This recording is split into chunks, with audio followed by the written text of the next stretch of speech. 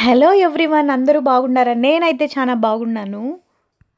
నేనైతే ఈరోజు అమెజాన్ నుంచి వచ్చిన పార్సెల్‌ని అన్బాక్సింగ్ చేశాను. ఇంతకీ ఏం పెట్టానో చూడాలనుకుంటున్నారా? మరి ఎందుకు లేట్ చూసేయండి.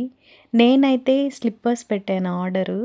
చాలా అంటే చాలా బాగొచ్చింది క్వాలిటీ. నాకు నచ్చి పెట్టాననమాట. నేనైతే సరిగ్గా వస్తుందా? బాగొస్తుందా? రాదా? అని చాలా టెన్షన్ పడ్డాను. నిజంగా డౌట్ ఏం లేదు. చూడండి ఎంత బాగా మంచి క్వాలిటీ, మంచి కలర్ చాలా బాగొచ్చింది డెలివరీ అయితే.